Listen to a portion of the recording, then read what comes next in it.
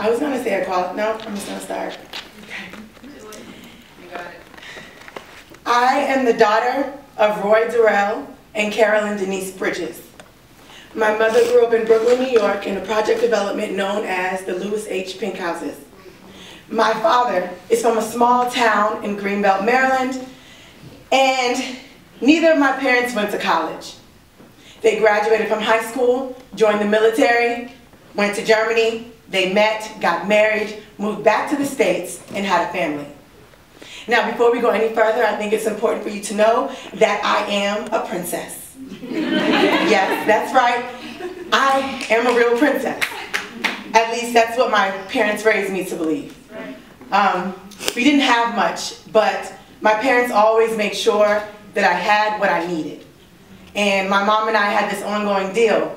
If I did well in school, she would try to get me what I wanted. And this was the perfect incentive for the most laziest child known to mankind. Education was something that she pushed on all of us. My mom, my father, my brother, and especially her princess, Clarissa. So I didn't do well in school because I wanted to. I did well because I got rewards for it. And I was afraid of being shut down. Little girl, I will shut you down. My mom was a little crazy. But anyway, one of the rewards that I look forward to were birthdays. My mom was big on birthdays and celebrating life. All of my memories of her are of her celebrating life, her life, the life of Jesus Christ, her family, her children, strangers. She was the most selfless person that I've ever met. I'm sorry. You got it. You got it. She would always talk in riddles and drop little nuggets of knowledge, and to be honest, I rarely understood what she was saying. But as I grew older, it was her actions that left imprints on my heart. During the first week of classes my junior year of college,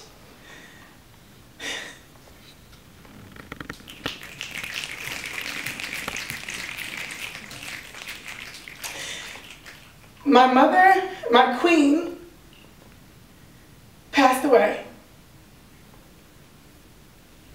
The last conversation I had with her was she actually kicked me out of the house. She said, "Clarissa, you need to get out, live." And a part of me believes that she knew that would be our last conversation because when I came home, she had fallen into a coma.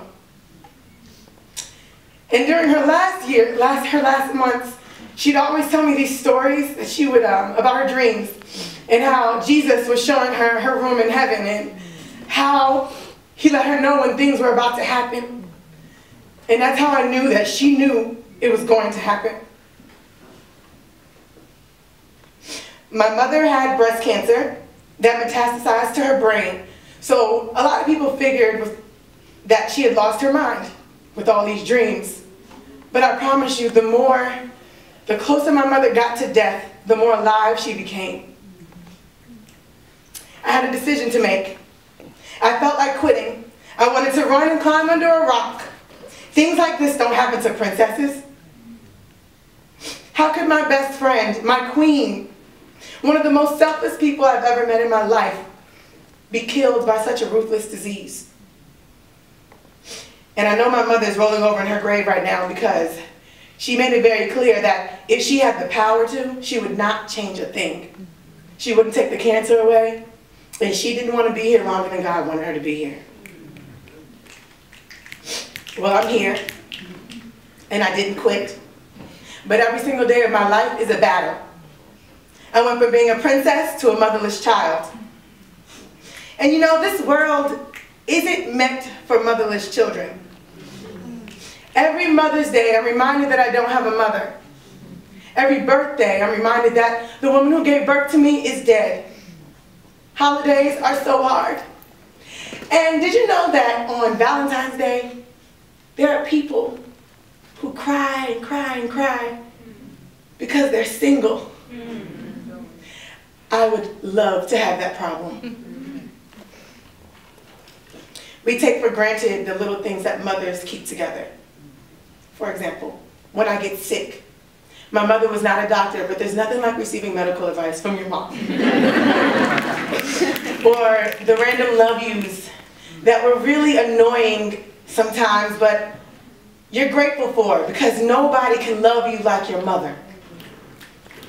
At the tender age of 20, I was in the midst of a vicious and lethal transition into womanhood. OBGYN visits, men, etiquette, gender roles. I had to fend for myself. Womanhood? I had no idea what it was about. My mother, my queen, helped me navigate through the mountains and valleys of my life. She had all the answers. Most of the lessons I learned about being a woman were learned the hard way. And I mistreated myself for a very long time, especially in romantic relationships.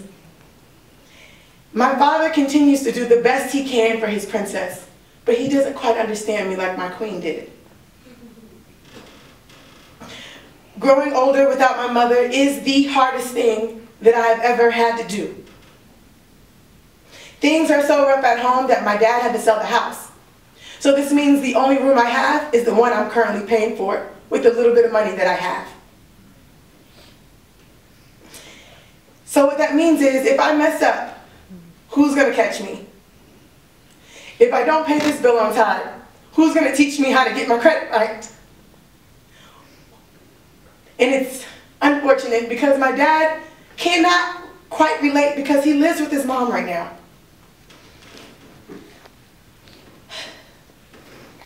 I'm sorry.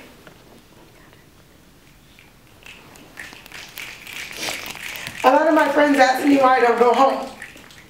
And the truth is I feel like an orphan. When I go home, I have to make arrangements to make sure that I have a place to stay and transportation. It's not home anymore.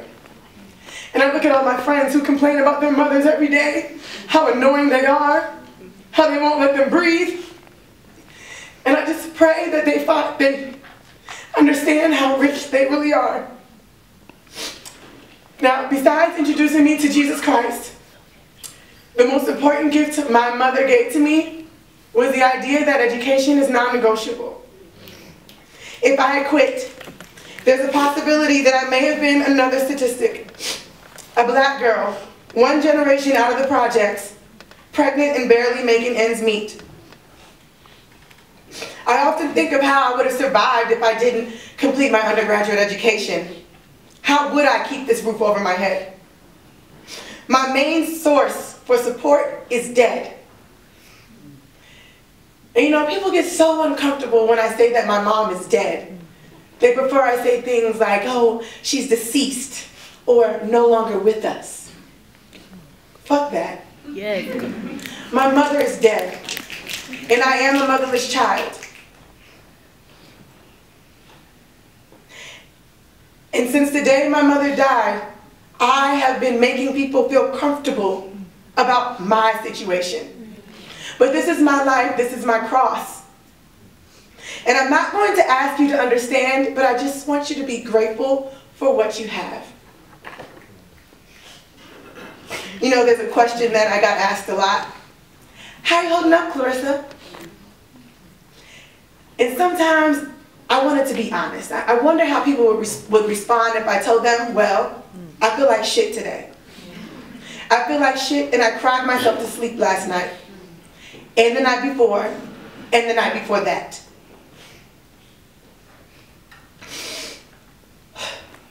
Education saved my life. Education is the only reason why I'm standing here. As a black woman, I'm already not fully accepted into this world. Imagine how I would be viewed without that diploma. Sure, we like to think race relations are improving, but let's be honest. I am a woman, and I'm black. I have to wear a mask so I'm not seen as an angry black woman. In addition to that, I'm also a motherless child. And despite all the challenges that come with that part of my identity, the world has little mercy for children like me. We are forced to wear the mask that grins and lies and hides our cheeks and shades our eyes. I used to be a princess, you know. I wore a crown created by love. Today my degree serves as my crown. It is the only way my voice will be heard. It is the only way I have a chance. Thank you.